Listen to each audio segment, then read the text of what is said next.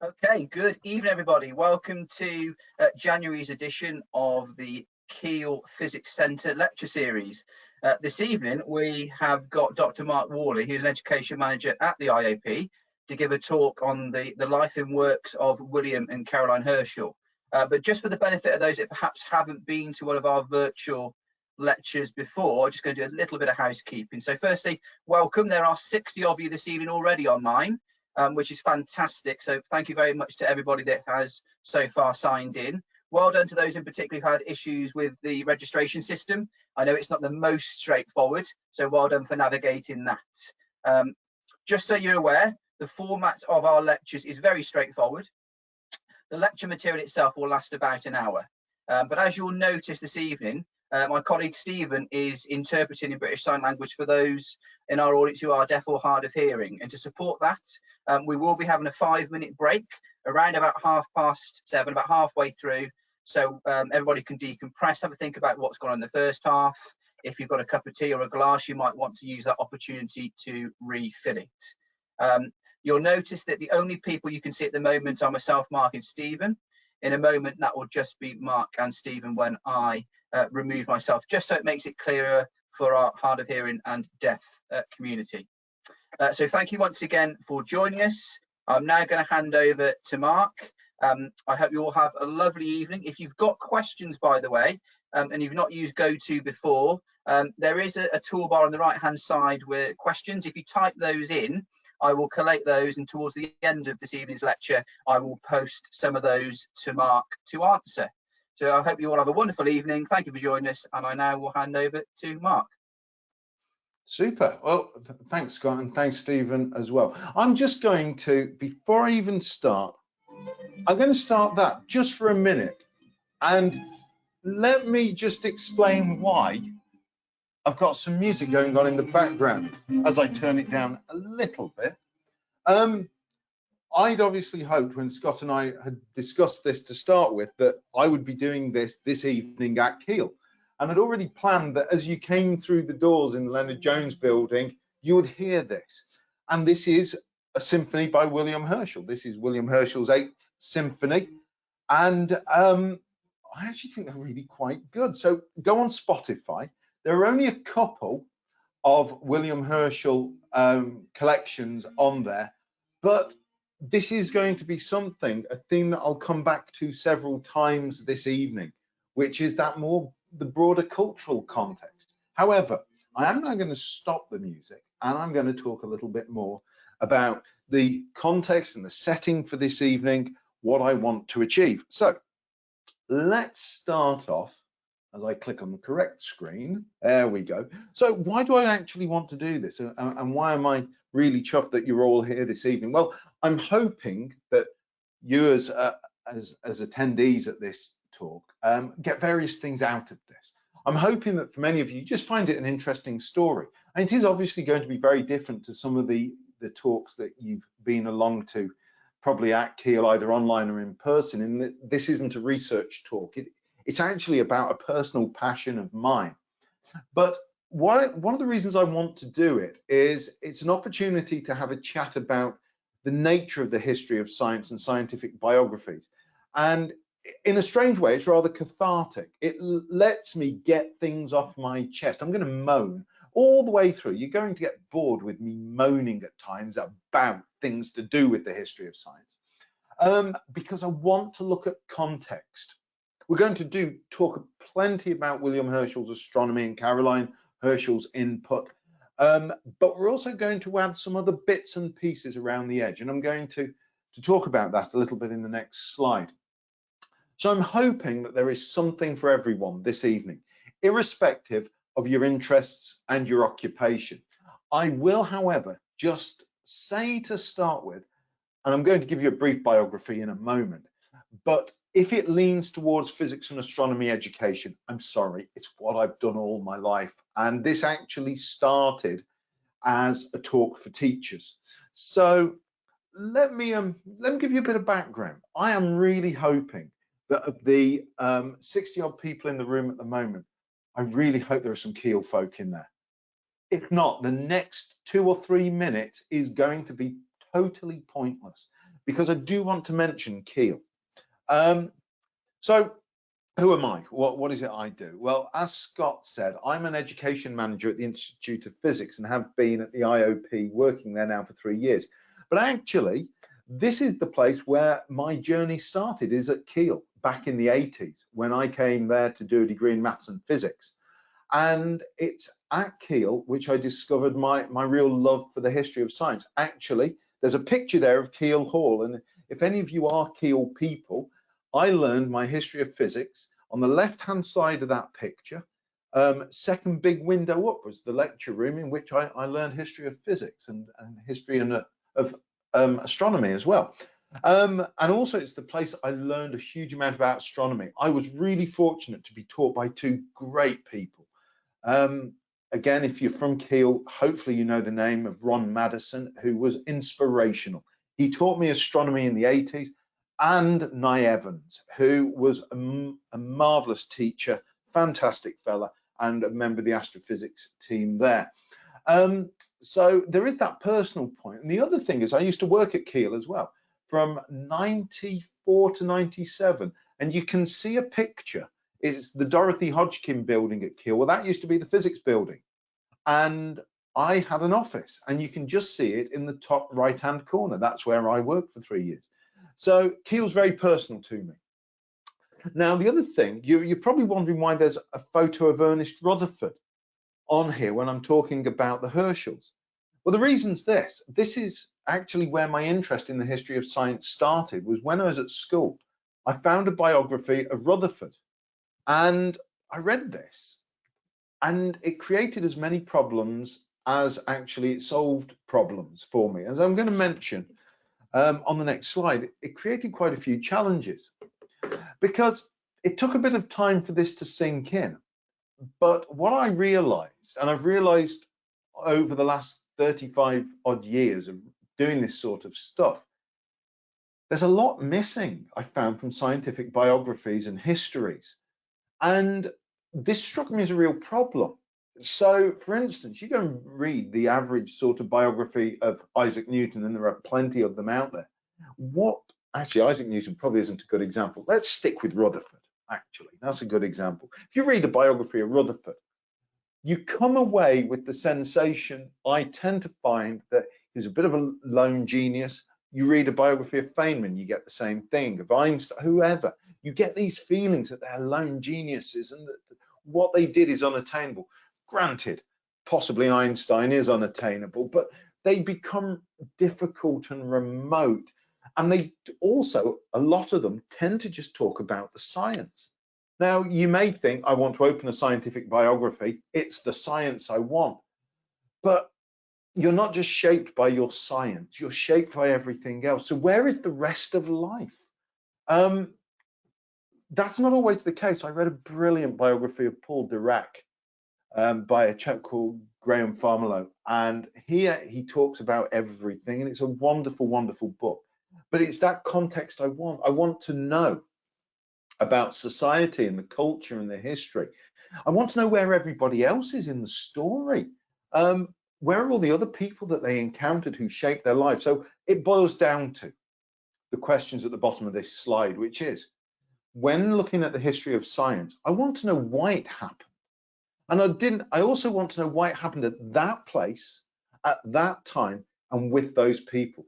So whilst I'm not going to necessarily provide you with all of those answers for the Herschels, I'm going to try and give you an inside take on that, because in my own personal reading about the Herschels and digging through William Herschel's papers, I've tried to satisfy myself. So anyway, why the Herschels? Why on earth am I going to talk about the Herschels? Why wouldn't I just want to talk about James Watt or Michael Faraday or James Joule? Well, I think what appeals to me about the Herschels is they're really non-traditional. They didn't benefit from the university education. They're also musicians. Music is my real passion in life. So that in itself really attracted me to the Herschels.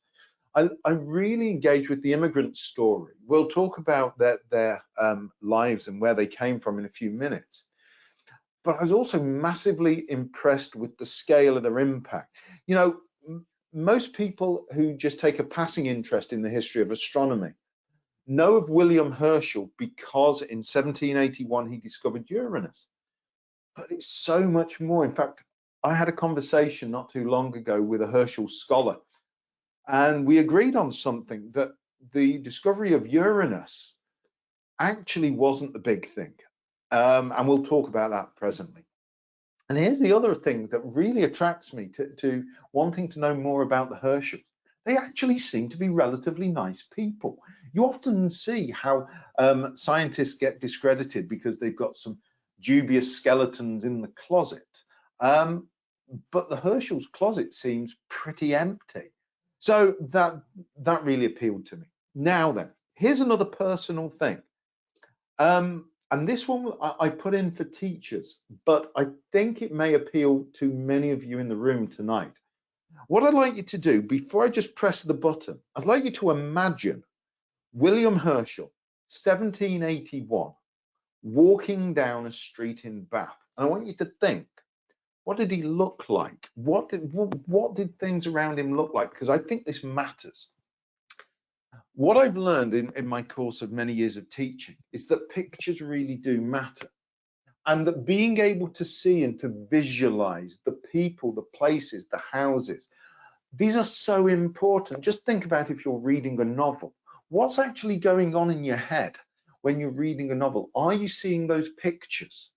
So I think visual references are very, very important, and especially if you're neurodivergent. I am.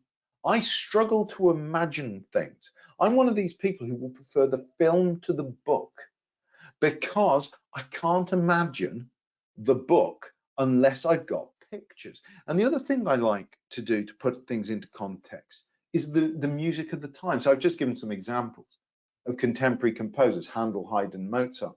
That's what they would have been hearing at the same sort of time. But I'm going to show you some paintings. These are from the famous artist known as Joseph Wright of Derby. And these are more or less contemporaneous, as you can see from the date. You've seen these pictures before, especially the one on the right-hand side. But now we know what they looked like in the 1760s and 1770s.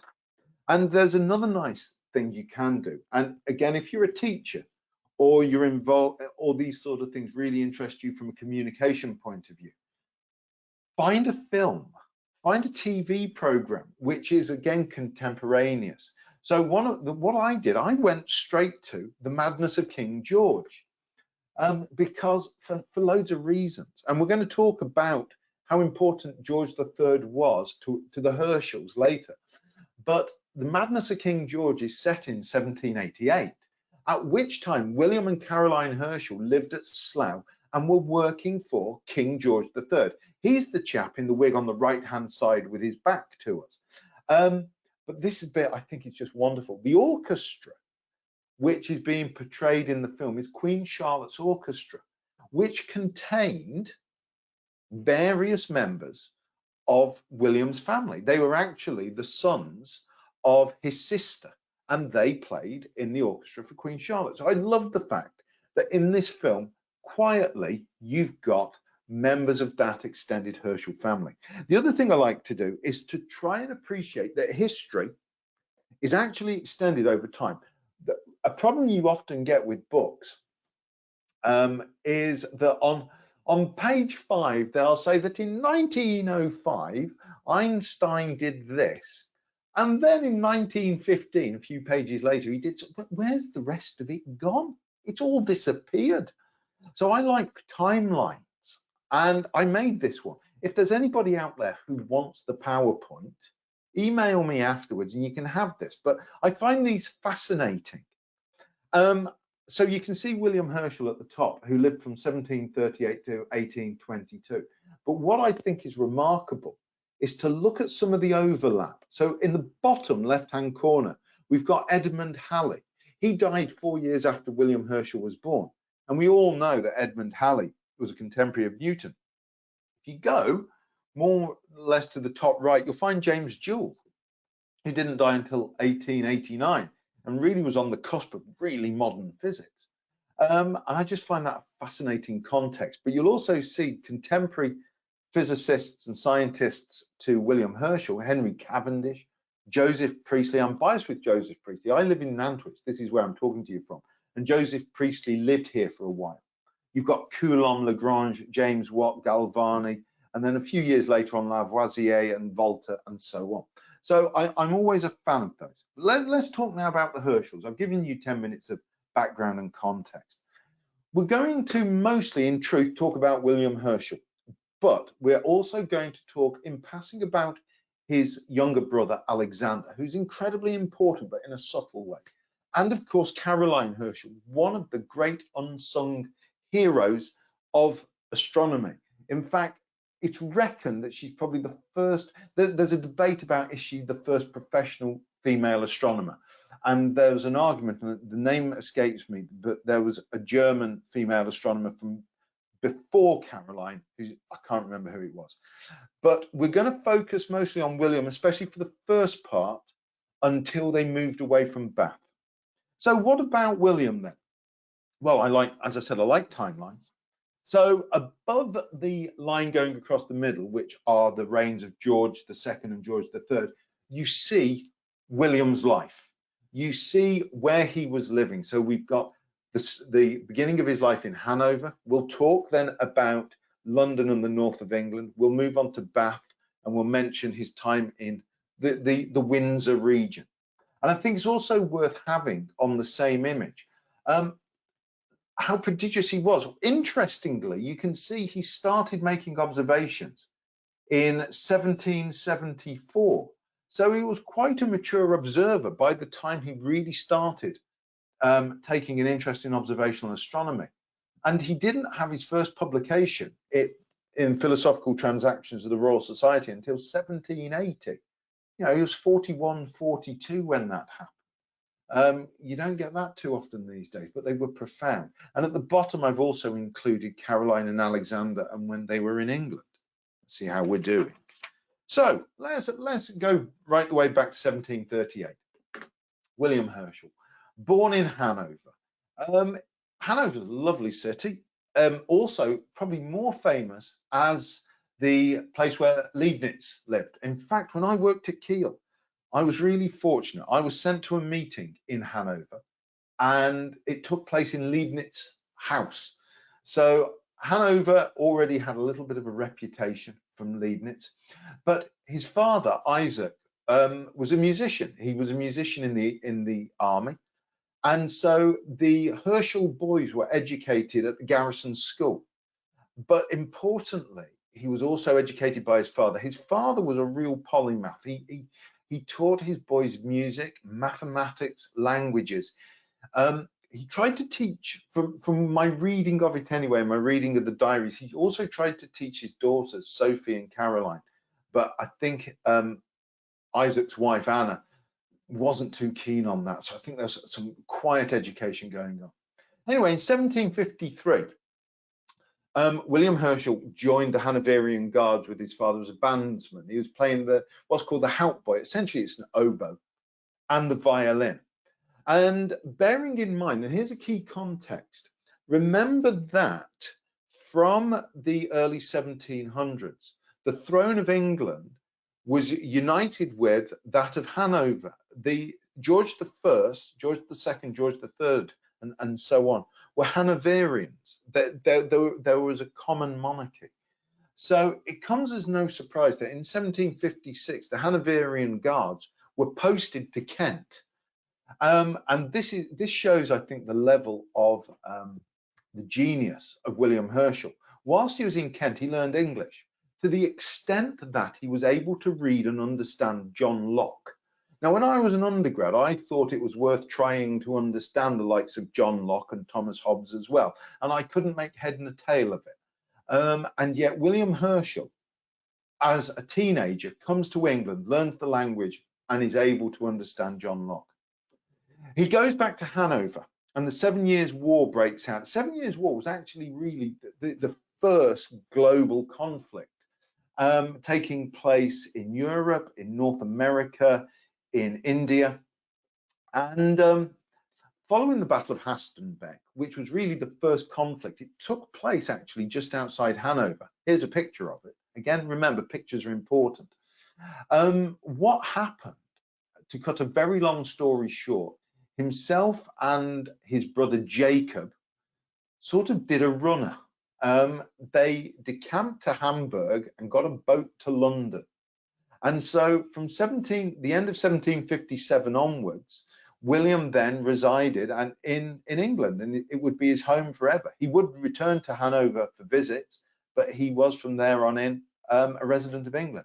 And I'm going to cut quite a lot of this short at the moment, because from 1759 to 1766, he spent most of his time in the north of England. The first couple of years he was in England, he was doing odd musical jobs in London, teaching, transcribing music and so on. But he realized there was never going to make a living out of this. So he moved to the north of England, Richmond, Sunderland, Leeds, Halifax, as an organist, a composer, a music teacher. But everything changed in 1766, because in 1766, he managed to get himself a position in Bath. Now, it should just be said, I'll mention this before talking about Bath, his astronomical education, he was essentially self-taught, and reading his diaries, or reading the excerpts from his diaries that his granddaughter went on and published, it seems that what he actually did was filled a lot of long and lonely evenings by reading physics. Now, I can't personally think of a better thing to do than reading physics. And Herschel agreed. That's what he actually ended up doing. And he taught himself a huge amount of maths and physics. So he ended up in the back end of 1766, moving to Bath to be the organist of the Octagon Chapel. Now, I'm not going to talk about the rest of the life there, really, apart from to say in 1770, his younger brother Alexander, who was also a musician, moved to Bath. And then in 1772, this is really important, William went over to Hanover and brought Caroline back with him, initially as a housekeeper. But because William was intimately involved in the music scene in Bath, he wanted her to sing as well. So essentially, his time in Bath until they left in 1782 was really all around music. He was composing, he was teaching, he was performing. Music was the thing. And they lived all over the place in Bath, but the important house was one in New King Street, number 19. I'll show you a picture of that in a moment. But again, just going back to pictures, I really like these because I think, again, it contextualizes the experience of Bath. So we've got some prints there from 1798 from Thomas Rowlandson, including venues which William and Caroline Herschel would have performed in, which I think is marvelous, the assembly rooms and the pump rooms. So that could be Caroline Herschel almost in the bottom left-hand corner singing. And then over on the right-hand side, the Repton print, I think, are the pump rooms in Bath, somewhere again that William Herschel would have performed. And that's what they would have been wearing. So now I've got an image in my head of William Herschel, which I find incredibly helpful. I'm going to show you some photos. Let's have some pictures. I took these. So I went down to the Herschel Museum, which is a glorious place. Honestly, if you find yourself in Bath or anywhere near, please go. This is the place where he discovered Uranus. And I just had to take some photos because that's the museum. That's the back garden, the middle photo. You may wonder why I took a photo of 2 chairs and a table. Again, it's context. It's so that I can understand what the environment would be that William and Caroline would have been sitting down to in the evening. I love the fact in the top right-hand corner, you see a genuine Caroline Herschel, I nearly said a William Herschel dress, a Caroline Herschel dress. And a couple of other things. Now, these actually aren't William Herschels, but they are contemporaneous. You've got a harpsichord, a small brass reflector, not that he, refractor, not that he would have really used one of those. And that in the middle is an 18th century guitar. William Herschel taught guitar. And the picture on the right-hand side shows, again, I think it's a Joshua Reynolds. It's the back end of the 18th century anyway, somebody playing the same sort of instrument. This is the sort of person that Herschel would have taught. So what we're going to do now, we're going to talk a little bit for about 5 minutes, and then we're going to take a break, about the astronomy he did in Bath, about an important chance meeting, a move, and Caroline. So we've got, I think, 4 slides until we get to the break. So astronomy in Bath.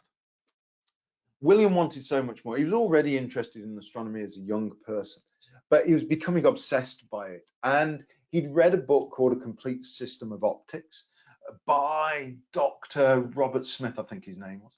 And it told him how to make a telescope. So he tried refractors. He had to go 2 lenses, just as Galileo did, and von Lippershey, that's what, a century and a half nearly or more earlier. But he wasn't happy, so he actually hired a Gregorian telescope, and he decided he was going to try to make them. Now, a Gregorian telescope has got a hole in the primary mirror, and they're probably a lot trickier to make, especially in the 1770s. But what really landed in his favor was his brother Alexander, who, remember, came to Bath in 1770. Alexander was incredibly skillful. And actually, were it not for Alexander, I suspect William Herschel would have struggled making his own telescopes. So he built various reflectors.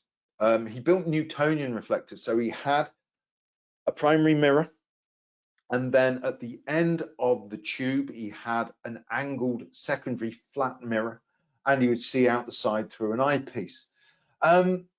He made his own mirrors, though. This is the important bit, made from an alloy called speculum, a tin and copper alloy. And he made some monstrous mirrors. He made 5.5 foot, 7, 10, 20 foot reflectors. Please note, when we talk about telescopes now, if we say it's a 6-inch reflector, that's the diameter. When we talk about Herschel, the size is actually the physical length. Essentially, it's the focal length. Key event in 1779. He wasn't living in New King Street at the time. He was living in the north of Bath in a place called Rivers Street, and his garden was north facing. So he wanted to do some observations one night. So he took his telescope out into the street, which, you know, would get some peculiar looks from the neighbors these days, I suspect. But in 1779, who knows? By chance, a chap called Dr. William Watson passed by and wanted to see what was going on. William Watson was a fellow of the Royal Society and was also a member of the newly founded Bath Philosophical Society. All of a sudden, William Herschel had found somebody he could talk to, who he could communicate with. And in fact, William Watson was the mechanism by which Herschel published his first paper, the Royal Society, in 1780 on the variable star mirror. And of course, 1781, he discovers Uranus. We're going to just mention the moves. In 1782, he actually then got a pension from the king. Only £200 a year, it should be said. He was earning twice that as a musician, by the way, in Bath. But it meant that he moved to a place called Datchet, which is near Windsor, and he was now a professional astronomer. He was expected to be on call for the king, so that almost at the drop of a hat, he would be expected to go along to Windsor or to have visitors. And Caroline actually recorded those visitors coming to the house. But this is where everything flourished, because he built a new 20-foot telescope in 1783. And it's whilst he was in Slough that he was able to build his monstrous 40-foot telescope. Just a couple of other things. He married in 1788, and in 1792, John Herschel, who would be a giant of Victorian astronomy, was also born. Before we break, let's just talk briefly about Caroline. Caroline is so important. Initially, it is true that Caroline enabled William to do astronomy, but William is reported to have purposely developed her mathematics. It's said in one of the many accounts I read about her that he would do it at breakfast. He would ask her mathematical problems at breakfast. So the move to Datchet, Slough, Windsor was really troublesome in a way for Caroline, in that her musical ambitions, which she'd had in Bath, evaporated. She really handed her life over to William and to astronomy. However, it does have to be said that by moving to those areas, she was closer to people who, it was a Hanoverian court. It was and there were members of her family not too far away. Importantly, though, she had some telescopes of her own. Herschel made her what we call sweeping telescopes. These are telescopes, and the idea, I'm just looking around my study. Hopefully, somewhere on the screen, you've got a thumbnail. There's a tube. A sweeping telescope, the idea was that you fixed the elevation and then just swung it around. So essentially, the altitude remained the same and the azimuth angle changed, and you're able to do strips of sky. However, everything changed with the new 20-foot telescope because it just became impossible for William Herschel to make an observation, record it, because he's out in the dark, and those who have done astronomical observations know that if you get then light in your eyes when you're outside, it takes 5 minutes to readjust.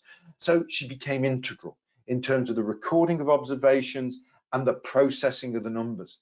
She also, with her new telescope that from 1786 onwards, she discovered 8 or 9 comets for which she's really renowned, and she had her work published. That's an excerpt from one of her discoveries, actually, of a comet on the right-hand side. And she did a thorough revision of Flamsteed's catalogue.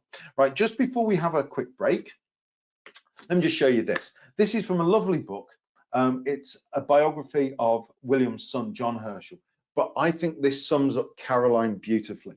Caroline's contributions to astronomy extended far beyond simply being an assistant and amanuensis to William.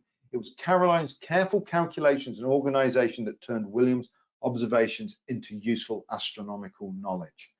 And at that point, I'm going to say, Scott, are you there? Because that's the halfway point. Fantastic. No, thank you, Mark. I've been an excellent historical and sort of geographical context there. So it is now 7:32, so I'm going to give it 5 minutes. So we're going to return at 7:37 by my clock. So if you've got a cup of tea, go and grab one, or fill up your glasses, go to the loo. We will restart again in just under 5 minutes. Thank you, everybody.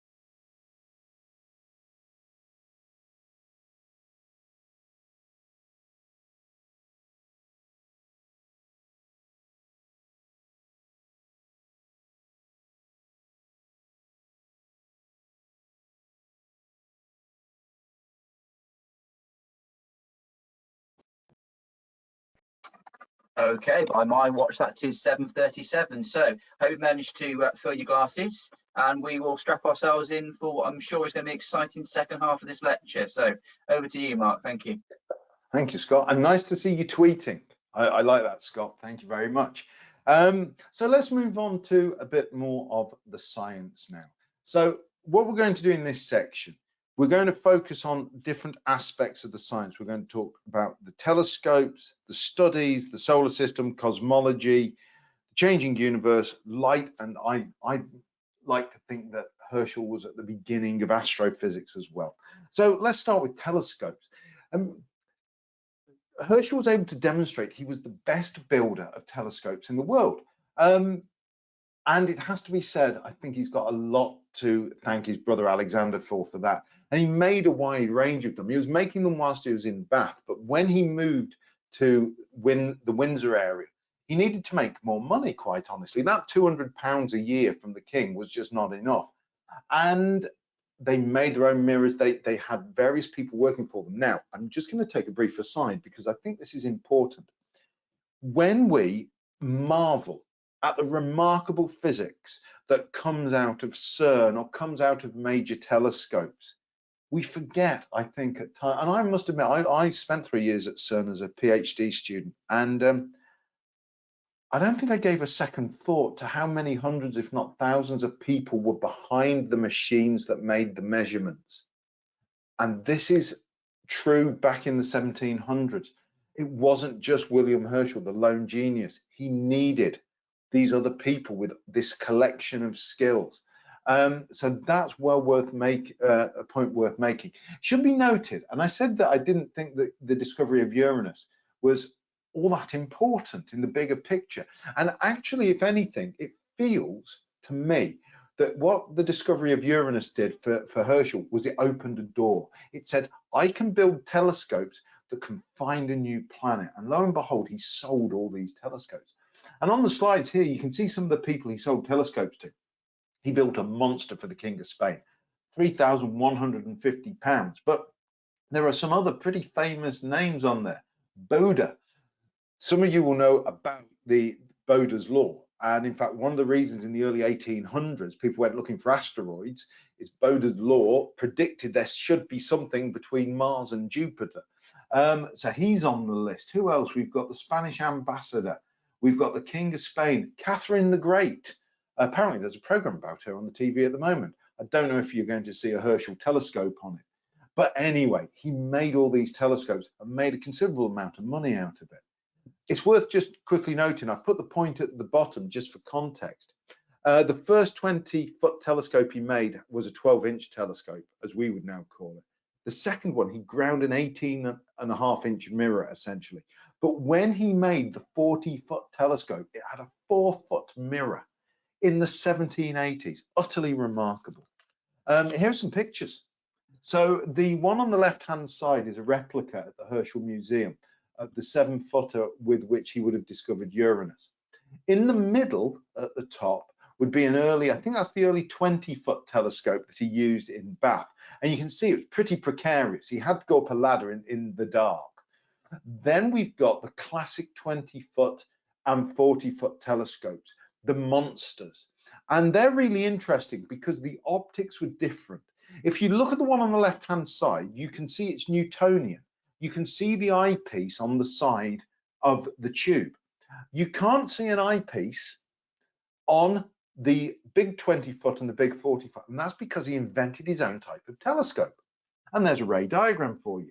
Because the aperture is so big, what he was able to do is just pop the eyepiece inside the tube and just essentially tilt the mirror, and he was able to actually image directly in the tube.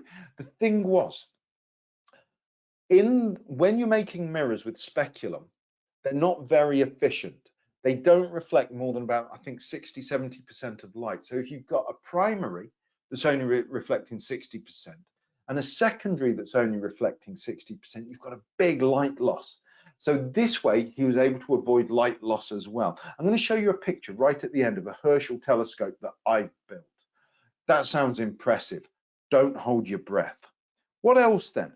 Systematic study, so much of what we now do in modern astronomy and modern astrophysics is actually about systematic studies, those magnificent catalogues. But this is what the Herschels did. And now I'm saying the Herschels, I'm not saying William Herschel, I'm saying the Herschels. So from systematic studies, the sweeping, what would happen, what Caroline and William would do, is they would systematically just sweep the sky, either downwards or acrosswards. And William's knowledge of the stars was so good, he would know if something had changed. So these systematic sweeps led to the discovery of 8 comets. Started looking at double stars, and I could talk about the double stars for the rest of this evening, because why was he interested in double stars? Well, I think it's interesting enough that stars could be double, but he actually wasn't thinking about them as being genuine binaries. That's something that came later. What he was interested in is the opportunity for an optical double star. An optical double star is when you've got 2 stars which are not gravitationally connected, but they line up visually. So if you looked at them from a different angle, they wouldn't be a double. One of the key predictions of Copernican astronomy is we should be able to observe stellar parallax, the idea that a star will appear to move relative to the distant background over a year. So there was an idea that if you've got an optical double pair, that over the course of a year, as the Earth goes around the sun, these will appear to move. And if you can measure that, then you know for certain that it's the Earth going around the sun. So that was a key thing for him. He did loads of other stuff. Charles Messier, in his catalogue, had found 100-odd objects, blurry objects. He actually did it so that he could discount them as potential comets. The Herschels sort of prompted that. They published 3 catalogues, the first 2 with 1,000 objects in each, and the final one with 500. They are magnificent catalogues, and they have got genuine nebulae. They have got globular clusters, open clusters, planetary nebulae. They've got everything. And he was able to catalogue all of these. And also they revised Flamsteed's catalogue. The Astronomer Royal Flamsteed had catalogued the sky. Caroline Herschel revised that catalogue. That's one of her great achievements. What about the solar system then? This is probably one that William Herschel is more famous for. Well, he discovered Uranus, of course. And what's really cool is the maths behind it, because it's all very well saying that you've seen something and that you've seen it move. By the way, sorry, here's an aside. Uranus is really easy to see at the moment, by the way. A reasonable pair of binoculars, find Mars, which is pretty easy to see at the moment. It's quite high up. Left-hand side, down about 20 degrees. I use things like Stellarium to tell me where to look, but you can definitely see Uranus. But it required maths to show from the positions of this moving star that it actually was a planet. So it was the first planet ever actually discovered. All the other planets had been known in antiquity. You can obviously see Saturn with the naked eye. In 1787, he discovered the first 2 moons of Uranus, Titania and Oberon. And what I think is great, almost the first time he looked through his new 40-foot telescope at Slough, he discovered a couple of moons of Saturn in his papers. And those are over my shoulder. You can just see 2 yellow books just over my shoulder there. Those are the papers of William Herschel. And he wrote about Mars, Venus, Saturn, Jupiter, and the moon. And interestingly, he gave the word asteroids to us. It was a curious one, because the first asteroid was discovered by Giuseppe Piazzi. He discovered Ceres, I think it was. And there was a bit of debate around what they should be called, but it appears that Herschel got his way. And we're going to talk about heat, light, and the sun presently, and we've mentioned comets. I'm also, folks, conscious of the time, and I don't want to keep you here until goodness knows what time. Now, cosmology. Here's a chap who did it all. This is lovely. This is such a famous picture. This is William Herschel's picture of the Milky Way, and he wanted to speculate on the structure. And even though we're less blessed these days because of light pollution, you go somewhere dark, you can see the Milky Way. And it dawned on him. He thought to himself that if you can see a region of space which is populated with more stars, the chances are they extend as well to a greater depth. Now that's quite a jump, isn't it? But nevertheless, he ran with that. And he systematically did star counts across the sky and then inferred, based on the star count, and you know, we weren't worrying about things like extinction, that's and the way that dust will actually remove the light or lessen the light. But he inferred this shape, and I think that's remarkable. Bearing in mind, this is the late 1700s, and he inferred that we are part of this island. And that we live in it, and that it is elongated. Quite remarkable. He also speculated about different types of nebula, and this is one of those areas where Herschel didn't quite get things right. He wanted to know what they were made of. Were they clouds or were they stars? Now, we now know that these deep sky objects can be all sorts of things. They can be objects within our galaxy. They can be open clusters of, you know, stars which are loosely gravitationally attracted. They can be globular clusters, which are more often than not outside of the main body of the galaxy, but gravitationally associated. They can be clouds of gas and dust from which stars are being formed, or they can be the remnants of stars. Now, William Herschel knew none of this. So he speculated, and he actually didn't quite get it right. He thought that the more mottled one of these nebulae were, the further away they were, because he simply couldn't resolve stars in them. But nevertheless, he speculated. Observation wasn't enough for William Herschel. Speculation, trying to come up with an underlying theory. It's also worth noting that whenever we now use the word planetary nebula, again, we're using something that William Herschel came up with. You know, it just struck me. There are books out there talking about all the terms in the English language that William Shakespeare came up with.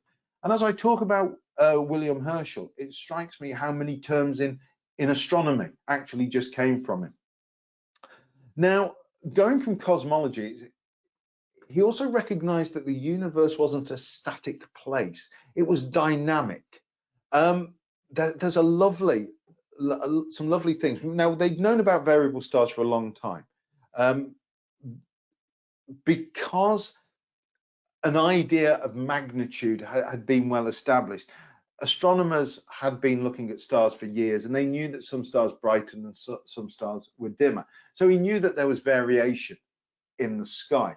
But he went further, and this was really clever. Proper motion is the real movement of stars. And proper motion had been observed for a few stars. Edmund Halley had shown in 1718, I think, that 3 stars actually physically had moved because of either their movement, our movement, and so on. And William Herschel was able to approximately work out what the motion of the sun is in the galaxy. Now, how about this for a parallel to 2020, December 2020? Some of you will know about the Gaia satellite, the Gaia mission, which is an astrometric survey.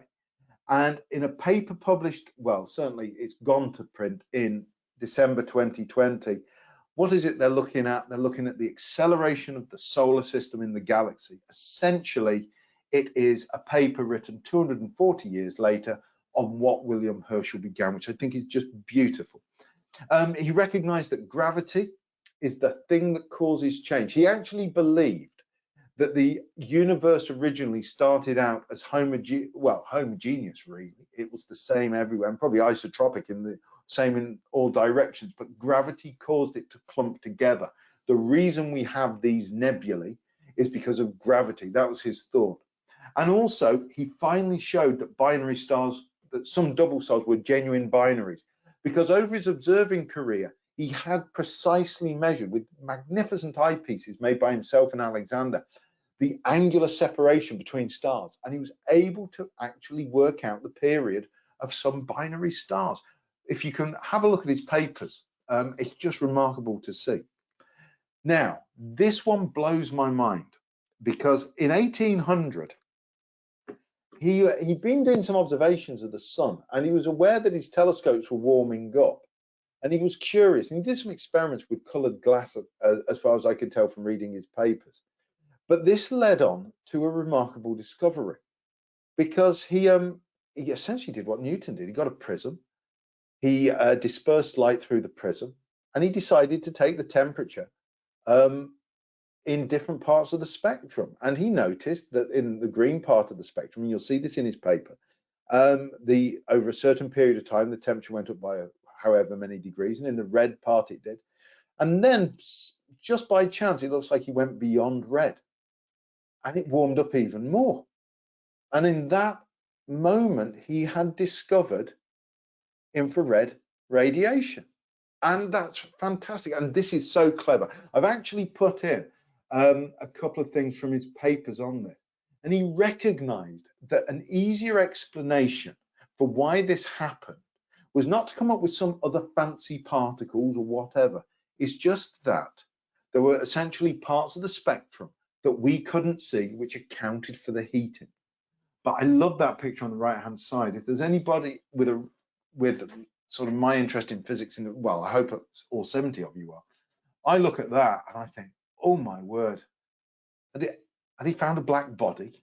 And I like to think, maybe erroneously, that Herschel was at the forefront of astrophysics, because what he was doing in that very picture was measuring the heating effect going across a spectrum.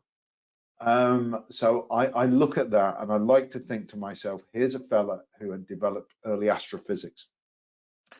There's another cunning thing that Caroline and William Herschel did, though. And this isn't my idea, by the way. This came from the chap who runs the Herschel Society in Bath.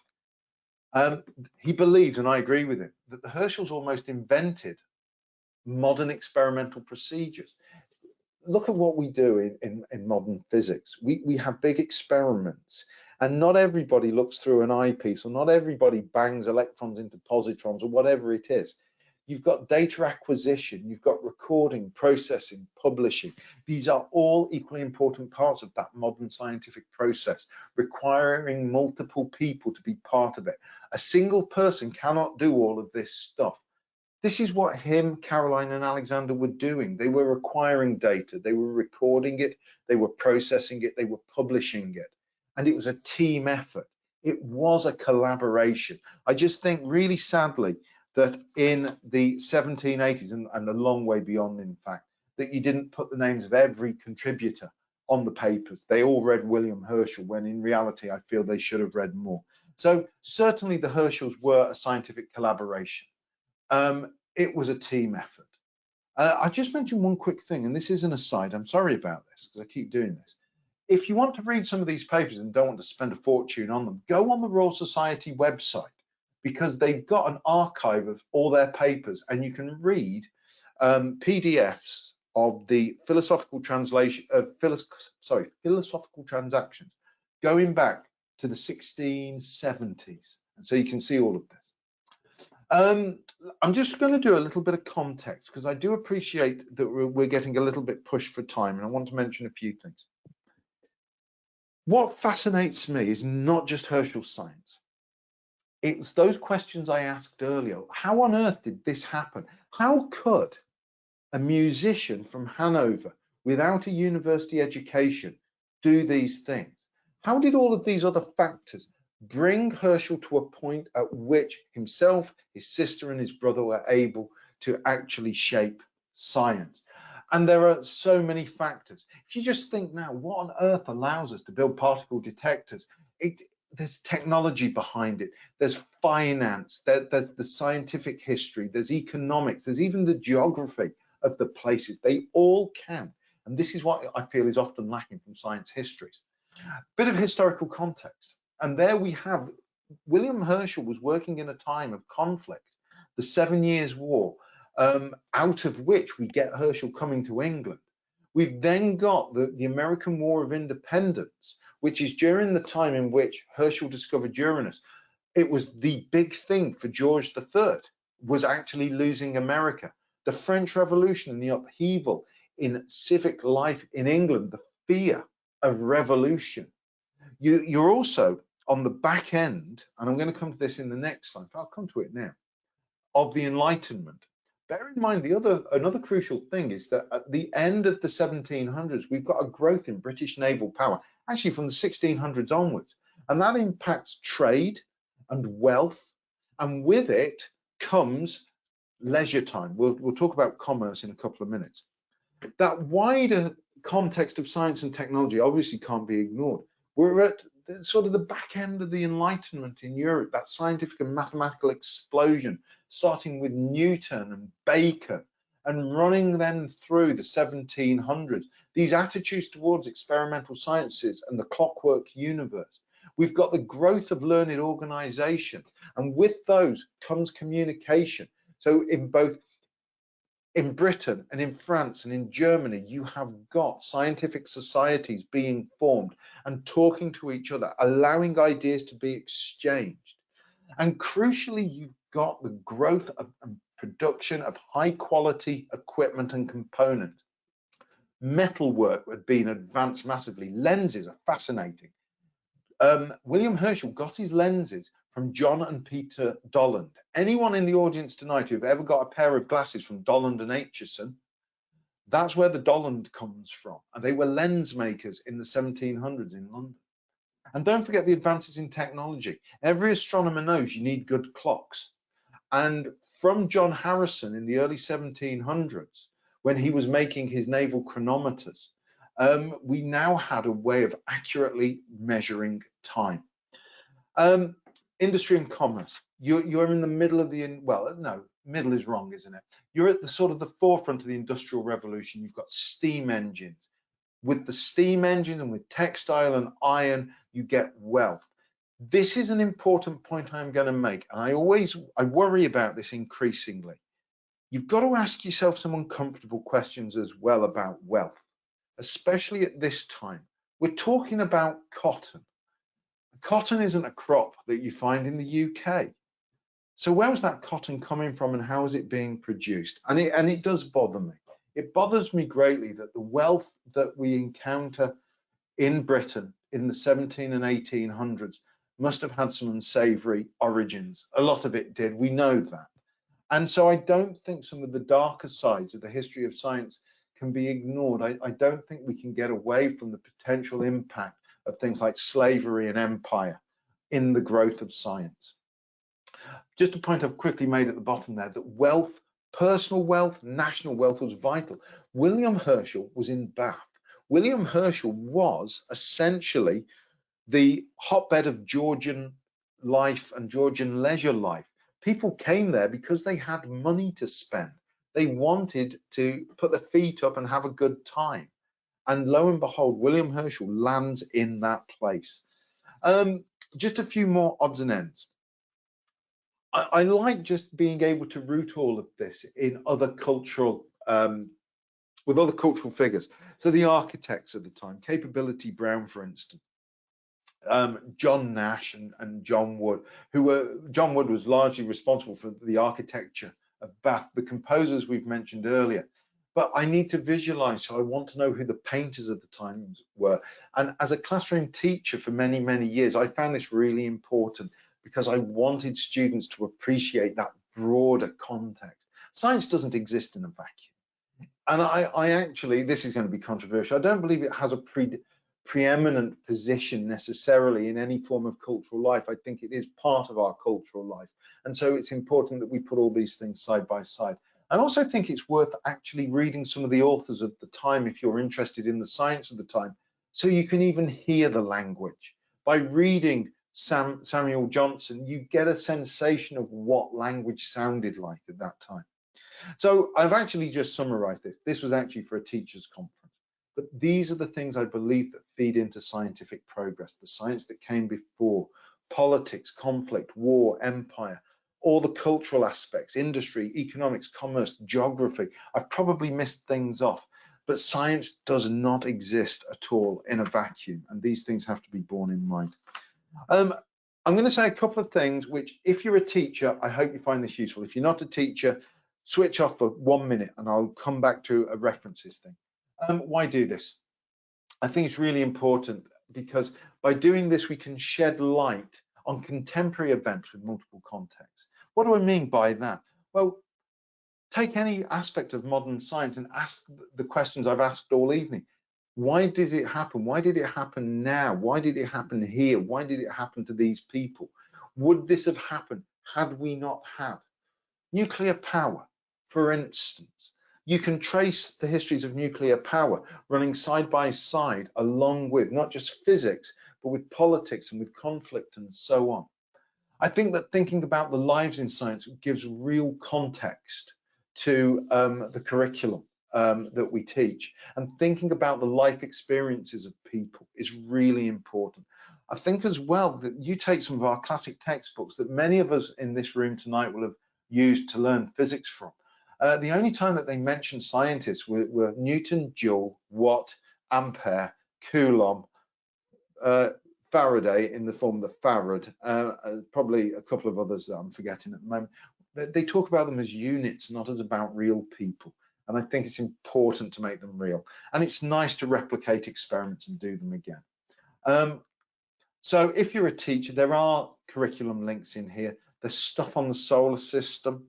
There's stuff on the spectrum, optics, cosmology if you're teaching A-level physics. And it's a really good way as well to recognize the fact that physics is not just done by men. We now know, thank goodness, that we recognize that physics is actually, I was going to say an inclusive subject. I think we recognize at the Institute of Physics it is not as inclusive as we wish it were, and we're doing our best to improve that. And that's what I think this can tell us some things about, is improving gender balance. I just mentioned making your own Herschelian telescope. Here's a Herschelian telescope on my dining room table. I know it looks ridiculous. It works though. That's a shaving mirror. There is a lens, and that is honestly a picture taken through the lens of the roof of the house opposite me. And that's about 40 meters away. So you can make one for yourself really easily. And it worked, and I was flabbergasted with it. So I'm just going to do 2 more slides, and then honestly, I'm going to stop talking. If you want to know more about William Herschel, there are far greater minds out there than me. The best person to read on William Herschel is Michael Hoskin. He is magnificent. He wrote a book there called Discoverers of the Universe. If you want to read it firsthand, have a look at some of the papers that Herschel wrote. They are brilliant. They are so well written and so accessible as well. The Herschel Chronicle are extracts of the diaries of William and Caroline. And then there's a great book on Caroline Herschel by Emily Winterburn, which really digs into her life and her impact. And the final thing is, again, if this really interests you and you can make your way to Bath at some time, please visit the Herschel Museum. It's a wonderful place to go. And the Herschel Society is out there and it exists. I'm a member of it. I think they're, again, a wonderful bunch of people doing their best to promote astronomy and astronomy education. And I am going to go to my very, very final slide and say thank you. That's my email address and my Twitter handle. I'm always happy to receive emails about matters to do with physics and physics education and this sort of thing. And Scott, if I could now bring you back in. I'm going to take a quick drink, actually. Absolutely. Firstly, Mark, if we were at Keele, as you mentioned, going right back to the local context, at this point we'll be giving you a huge round of applause. Clearly you can't hear anybody or see anybody, so you won't do that, but I'm sure there are people across Stoke, North Staffordshire, the rest of the country. In fact, I know there are some international audience members this evening, so I'm sure you're getting a round of applause across a significant part of the country and beyond. So thank you firstly for an excellent lecture this evening, a nice historical, geographical, political, cultural context, which I think certainly some of us physicists neglect at times, actually, which is so it's been really, really refreshing. To those that want to ask Mark a question, there is a chat box and a question box as part of GoToWebinar here. So if you've got a question, please pop it in the question box. I've got a couple to start with. So a nice, easy one to start with, Mark. Julia's asked, the papers that you're referring to in terms of what the Herschels published, are they in English or are they in German or a different language? No, they're all in English, and it really surprised me because with William Herschel essentially teaching himself English when he came over here in 1756, you'd have it in your head that he might still be writing in German. And similarly, his sister Caroline also wrote in English, and you would never actually know that the Herschels spoke German from their papers. They're incredibly fluent. So I think Herschel probably decided that this was going to be his home. It was a scientific home for him. He was in a community in which he'd really settled. He married an English woman, and obviously his son John was born here. But no, they're in English. They really are glorious to read as well. They're an easy read. I should say, he actually, in these volumes behind me, you can't get these things on the internet, the papers I'm about to talk about. He also wrote some really peculiar papers as well for the Bath Philosophical Society. So quite early on, some biological things. He had a brother who was really interested in essentially collections. So he also had an interest in life sciences. So there we go. They were in English. He became an English speaker. Fantastic. No, that's brilliant, Mark. We've got a question from Rob, who I'm sure you know, Rob Jeffries. Hi, question. He's asked, obviously, you mentioned a number of sort of, physicist and astronomer autobiography or biographies of the time. He said he's read Dirac's, but that wasn't particularly one of his favourites. Do you have any other biographies beyond the Herschels that you think is worth those interested in exploring at all? Let's have a think. I've just read so many. I'm just turning around to look at my bookshelf. I've got shelves of biographies elsewhere. I quite like, it has to be said, some of the biographies of Galileo. Now, Stillman Drake wrote a very good biography of Galileo. It's quite heavy going, quite academic, but it's a really excellent biography of his physics. So I like Stillman Drake. I've got a Rutherford biography. I think it's on the shelf behind me as well. I'm just looking to see if it's there, by David Wilson. That's a good tome. I think what's also quite an interesting phenomena is that recently quite a few biographies of science have been written by people without a science background. So an interesting one of Einstein was written probably in the last 10 years by a guy called Walter Isaacson, who also has written a biography of Leonardo da Vinci and Benjamin Franklin. And it's a different take. And it's taken me quite a while to appreciate these books, because I sort of came into reading science biography wanting them written by people just like me. And now I'm appreciating these books written by other people. So consequently, I've got a really good biography of Faraday. I'm just going to tell you who the author is. James Hamilton. And James Hamilton isn't a physicist, but it's an excellent book. I could go on for hours. I could list the lot that I've got. As the chair, I'm going to cut you there, though, Mark, on that one. We've got two final questions. In one starts with some interesting facts, actually. So I'm just going to read this out. And thank you, Julia, for taking the time to write this. I'm sure, Mark, you'll be as fascinated by this as I am. She's put, thank you, Mark. This has been fascinating. Handel's royal pension was also £200 a year. So perhaps that was the going rate at the time. And the earlier German astronomer that you were referring to was Maria Kirsch. Thank you. Her discovery of a comet in 1702 and her writings on the conjunction of the Sun with Saturn were lasting contributions. But she did. Julia wanted to know. She's put here, I wanted to ask whether you see a connection between the Herschel's interest in music and astronomy, and whether these are connecting elements at all. Well, I think what's important was a book that Herschel read in the 1760s. He'd read a book on optics by Dr. Robert Smith, but he also read a book on harmonics by, I think, the same chap. And if I just reflect on my own education, my final year project at Keele was actually an acoustics project, and I was delighted to do it. I love music. Just to the side of me is my collection of my guitars. I think there's something there, and I actually give a talk about the physics of guitars and how to do various measurements on. So if you're asking, do I think that there's a connection between them? I think possibly, especially coming out of that period of time when if we look at it in the historical context of Bach, where it's quite a structured form of music. It was ordered, there was a methodical approach to music, possibly. If you're asking me, do I think it's almost Keplerian with the music of the spheres? No, I don't. So yeah, I think that's my answer. But feel free to email me and we can explore this further. Fantastic. We've had two contributions actually further. Rob's come in, he said a particularly good one he enjoys is Gleick's Feynman, which is obviously an interesting read. And Charles has written in saying that Alan Chapman has written several great books outlining the history of astronomers and astronomy. So oh yeah. Something to look up. Well, actually, I've got one by the side of me. In fact, I've got two history of astronomy books on my desk. That's really good.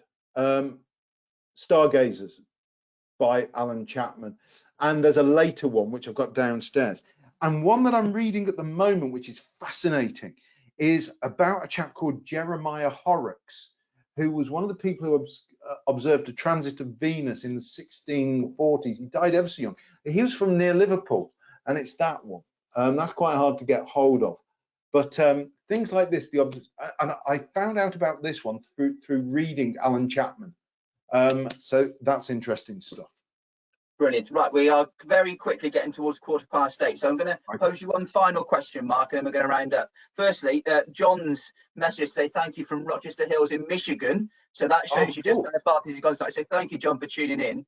And Mark, I don't know if you'll be able to do this, but we've had a request, and the question is musical based, so it might work out for you. The question was from Carla was, did Herschel continue playing music professionally after he became a professional astronomer? And Robin's message to say, can we have a quick look at your guitar collection? So perhaps we could do both of those simultaneously.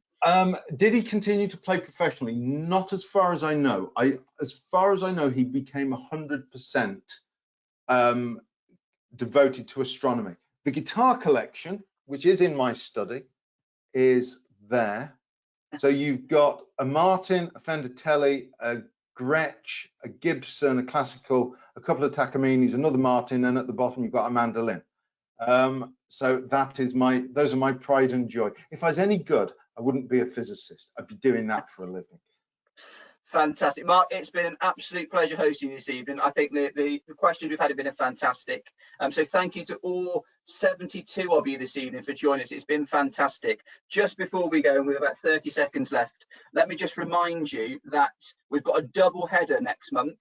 So if you've got a pen and paper or your digital device at hand, on the 11th of February, we've got Dr. Natasha Stephen from the University of Plymouth giving us a fantastic lecture on extraterrestrial geology, and in particular her research area is Mars and the geology of Mars. So if you're interested in that and what Perseverance, the NASA rover's up to at the moment, that would be certainly something to make a note of. And then later, 2 weeks later in the month, on the 25th, we've got Alan Simpson from the National Nuclear Laboratory talking about nuclear data and the big data challenge. So it's a double header next month, 11th and 25th of February. Please make a note of it. You need to sign up in the same way you have done for this lecture. But if you type Keele Physics Centre lecture into Google, you'll find all the relevant details, or indeed email myself and I will happily send those details out to you. So once again, Mark, thank you very much for this evening. It's been a fantastic lecture. Thank you to everyone that's joined us. I wish you all a very good evening. I look forward to seeing you again next month. Bye for now. Thank you. Bye now. Thanks, Stephen.